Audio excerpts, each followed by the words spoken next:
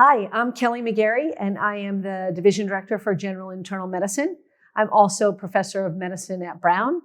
I have also, for the last couple of decades, been the Program Director for the General Internal Medicine Residency Program. Hi, my name is Doug Shemin, and I'm the Division Director for Kidney Diseases and Hypertension at the Brown Medical School and at Brown Medicine. I'm an Associate Professor of Medicine at Brown, and I have a special clinical and research interest in the treatment of patients with end-stage kidney disease receiving renal replacement therapy. The purpose of the annual faculty review involves a couple of things. I view it as a two-way street, if you will. We all have busy lives.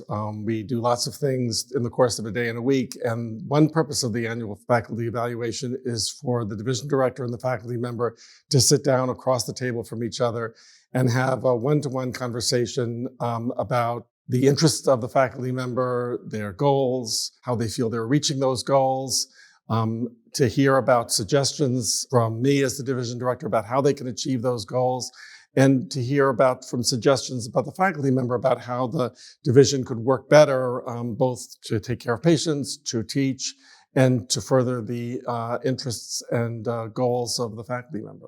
I couldn't agree with Doug more. I think I really look at it completely as a two-way street. I love connecting with the faculty member, and hopefully they feel similarly about that opportunity because we don't often have that much time to sit down. And so I hope that what they've done is they've sort of taken a look at their whole last year, reviewed last year's goals, see if they met them, see how they want to change going forward. And whether or not their interests are the same as they were the last year, or how they would like to see themselves differently going forward. I also agree that I take the opportunity to have them let me try to understand, are there things that we could do better in our division?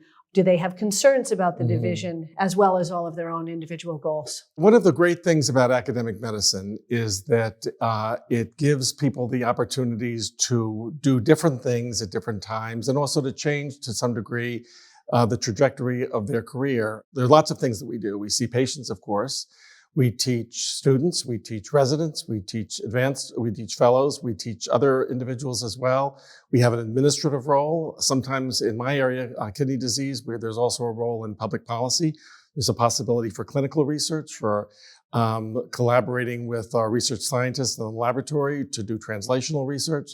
And all these things are open to you as a faculty member. At one point, you may start thinking you want to do one thing, teach, for example, or take care of patients, but over time you may realize that you may want to do something else. And during a faculty mentoring session like this, it gives the faculty member an option to try to sort some of these things out, to discuss various options about potentially changing the trajectory of their career or focusing on one thing or another thing, and asking how some of those objectives can be met. I also think that given those sort of aims or the different areas that we can be successful in, I do think it gives the faculty member an opportunity to say, I thought I wanted to be a clinician educator, but I'm really desiring to do research now. How would I go about that? So identifying gaps and either gaps in their own knowledge base or in their experience and trying to help them navigate to move forward. Right. And it may also involve seeing whether there are other mentors, for example, who might be available to help that faculty member. For example, someone had an interest in changing public policy, for example, in my area. I might not be the best person to mentor them or to come up with ideas, but I certainly could come up with people who might be able to assist them in that objective. And this would be another time to try to explore that and go over them. I think it gives the faculty member the opportunities to realize that they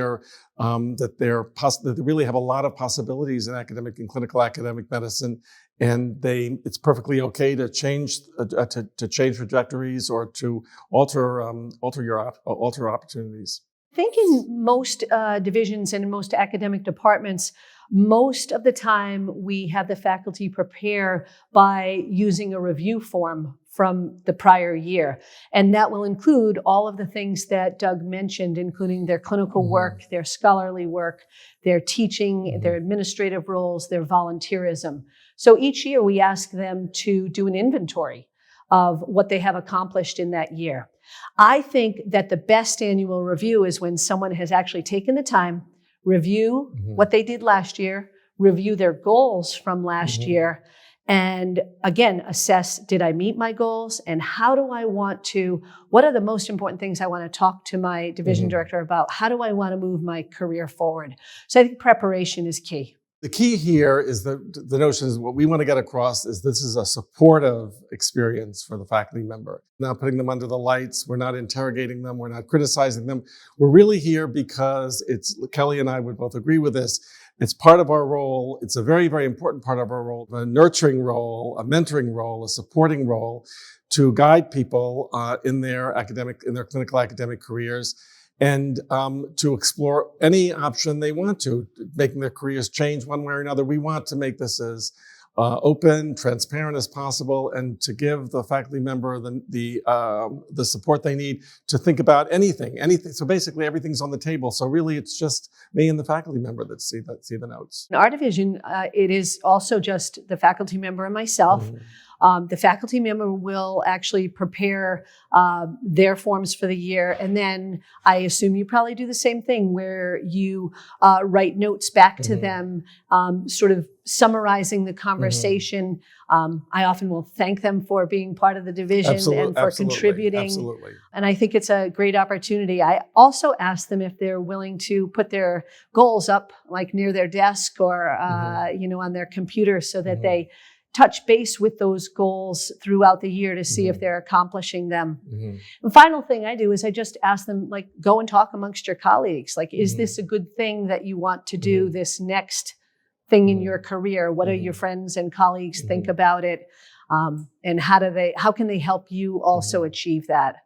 I think when faculty members come and they sort of identify an area that they would like to delve into that they haven't done before, I think it's our job to help them figure out how they're going to go about that. And I really liked what you said before about you may not be their only mentor. Right. You may be connecting them based on their interests. I've been in academic clinical medicine for 34 years, and I found it very, very richly rewarding for lots of reasons. But one of the reasons was the opportunity or availability of change. There are many positions, I think many positions in medicine where you start in a position and you don't really change. You're doing the same thing for years on end, and that may be perfectly fine if that's your wish. But there are lots of opportunities in medicine in a whole host of ways that I talked about: research, education, teaching, public policy, community service, advocacy. And all of these things are available to you or available for someone in academic medicine to do. And it may be very likely that your interests may change over a year, that your interests may change more than once. And what I like to underscore is the fact that it's possible to do those things, and it's all right to do those things, and it's all right to explore things that you might not have considered was of interest to you before this. And I think that's an important thing to get across. I totally agree with you, Doug. I also think that in academic medicine, that wide range of possibilities, I think sometimes that can feel overwhelming to somebody who's junior. So I think it's really important for them to realize that they don't have to do all things in their first year or two. Absolutely. I try to tell people to settle into being a physician because I think it's easy to look around and think, oh, I should be doing that. Look at this person and look at all they're accomplishing. Right. But I think I try to tell the junior faculty, be a good doctor first, try to learn those skills, and then think about the wide opportunities that you have going forward and just sort of take one step at a time, thinking about how to care for yourself throughout this process too. Right. And I agree with that. I think care for oneself is actually very, very important. And I do ask about that. I ask whether they're getting time for themselves to do other non-medical hobbies, exercise, community activities, things like that. I think that's actually important. And I think that it doesn't take away from your skills as an academic clinician. It adds to them. I'd like to take the opportunity to say thanks for joining Doug and I as we try to explain the value of the Division Director Review for you. I hope that you have learned a few things, a few tricks that may help you as you navigate this process. I've been in academic medicine for over 25 years. I have found it incredibly rewarding. I have loved all of the different variety of things that I have gotten to do. And I think you should know that at Brown Medicine, we're really here for you. A lot of people love mentoring. We love to pay it forward. We love to give back. So I hope you'll take opportunity to take advantage of what's available to you. Thanks for listening. Thanks for hearing what Kelly and I had to say. And I'd like to add my personal good luck and wishes to all of you. I've had quite a road in academic medicine, but it's one I'm really glad I've taken. And I hope you'll find it as richly rewarding and enjoyable, challenging, of course, but also enjoyable and enriching as I did. So good luck to you.